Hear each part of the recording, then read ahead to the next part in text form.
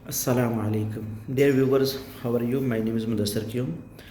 आज मैं अपनी दूसरी वीडियो बना रहा हूँ और इस जो वीडियो का टॉपिक है इसके अंदर मैं आपके साथ बेसिकली ये शेयर करना चाहता हूँ कि समटाइम जो मेरे फ्रेश ग्रेजुएट दोस्त हैं या जिन्होंने मास्टर किया हुआ था अकाउंट्स में या फाइनेंस में, वो मुझे समटाइम अप्रोच कर रहे होते हैं और कह रहे होते हैं सर कहीं पे कोई जॉब है तो आप हमें रिकमेंड कर दें। तो जब मैं थोड़ा सा उनके साथ निगोशिएट करता हूँ, बातचीत करता हूँ, तो उसके बाद मुझे पता चलता है कि उनको तो अकाउंट्स की बेसिक्स का कुछ ख़ास नॉलेज नहीं है। कहते सर आप हमें जॉब पे रिकमेंड कर दें तो हम वहाँ पे जाके सीख लेंगे। मेरे भाइयों, ये अप्रोच मैं इस चीज़ को ऐसे समझता हूँ कि ये चीज़ ठीक नहीं है। आप किसी की हेल्प क्यों लेते हो?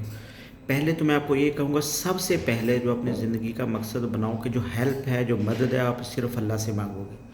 अल्लाह से आप मदद मांगोगे और अपनी कोशिश करोगे। आप जब कोशिश करते हो तो मेरा रब जो है उसके ऊपर आपकी मदद करना शुरू कर देता है। अब तरीक़ाकार ये है कि एक बंदा जो है उसने फाइनेंस में मास्टर किया हुआ है, जब मैं पूछता हूँ वो कहता है मुझे जॉब चाहिए। मैं बोलता हूँ क्या जॉब चाहिए जी? मुझे अकाउंट्स में। मैंने कहा अकाउंट्स में क्या चाहते हैं ना, मसलन कुछ आपका आइडिया तो होगा कि मैं ये करना चाहता हूँ। मतलब कि उनको ये चीज़ें जो है ये चीज़ें नहीं पता होता। जब इंटरव्यूअर आपके साथ बैठता है तो आपको पूछता है आप यानी क्या करते हो? मैं अकाउंटेंट हूँ। क्या करते हो आप? अकाउंटेंट हो तो क्या अकाउंटेंट क्या मतलब करते हो एज अ अकाउंटेंट? आपकी क्या जेडीज़ क्या हैं?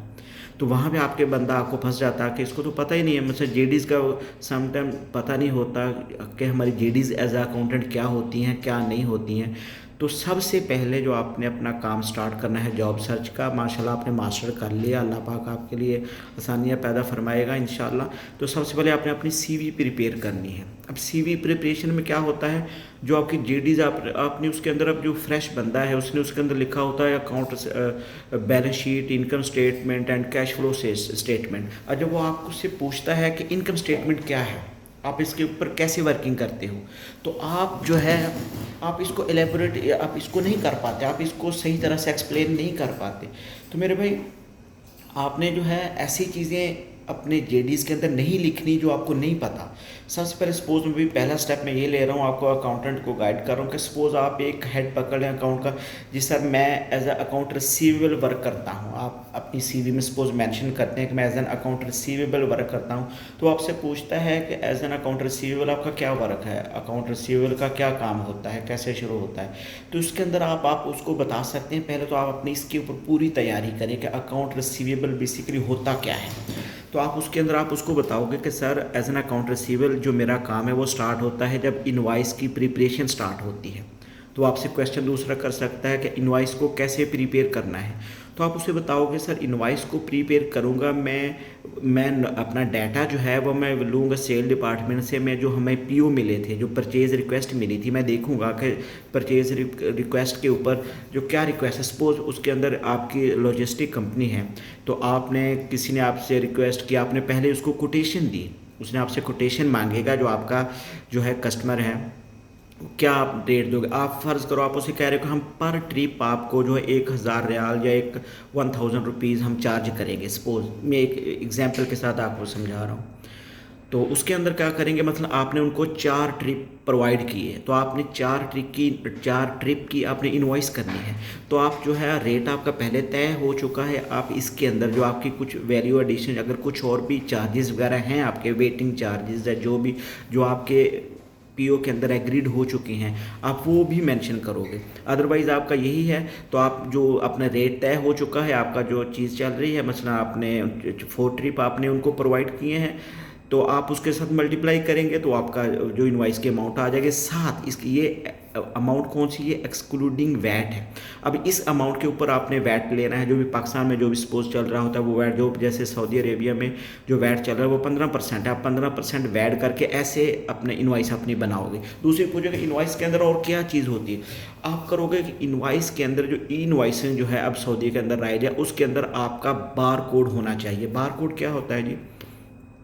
सर बार कोड जो डिडक्टेबल हो, जो आप उसको स्कैन करें तो उसके ऊपर आपकी कंपनी की इन्फॉर्मेशन आ जाती है। ये सऊदी के अंदर अब तरीका का राइज है। तो आप जो कर ऐसे हमारी इनवाइस है उसके ऊपर जो आपका कस्टमर है उसकी प्रॉपर इन्फॉर्मेशन होनी चाहिए, आपकी इन्फॉर्मेशन होनी चाहिए। फिर ये यानी एक फॉर्मेट होता है, ये तो कंपनी की तरफ से बना होता है।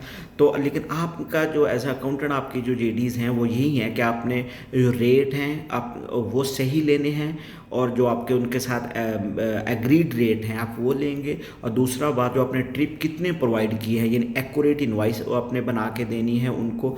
एक्यूरेट इनवाइस बना दी है आपने, एक्यूरेट इनवाइस बना के आपका जो नेक्स्ट स्टेप क्या होना चाहिए, इनवाइस बन गया आपने जो है उसके अंदर आपकी जो पेमेंट टर्म्स है वो क्या एग्रीड हैं। सपोज हमारी उनके साथ जो पेमेंट टर्म है हमने 30 डेज़ किया हुआ एग्रीड, मतलब कि 30 आप वो मेंशन करोगे उसके ऊपर इंफॉर्मेशन आप, अगर आपके मतलब फॉर्मेट आपका कंपनी आपको दिया हुआ है तो आप ये उसके अंदर मेंशन कर सकते हो इनवाइस के अंदर। समटाइम कंपनी इनवाइस के अंदर ये आपकी पेमेंट टर्म नहीं भी लिखती, क्योंकि ये पेमेंट टर्म जो है आपकी पीओ के अंदर मेंशन होती हैं। इसके अंदर आपने टेंशन लेने की ज़रूरत नहीं, वो आप जब कंपनी में जाते हो आप कुछ भी यहाँ तक बताओगे तो वो मसलन वो एक्सेप्टेबल होगा। इनवाइस आपने बने आप कहोगे कि मैं ऐसे ही इनवाइस बनाता हूँ, नेक्स्ट जो मेरा अपना मैंने सिस्टम के अंदर इनवाइस बुक जब कर दी बना दी, फिर मेरा प्रोसेस नेक्स्ट स्टेप क्या है, मैंने वो इनवाइस जो है अपने जो कस्टमर है मेरा मैंने उसको डिलीवर करनी है। इनवाइस डिलीवर होगी, जैसे डिलीवर होगी तब से मेरी जो पेमेंट टर्म्स हैं उनके साथ स्टार्ट हो जाएंगी।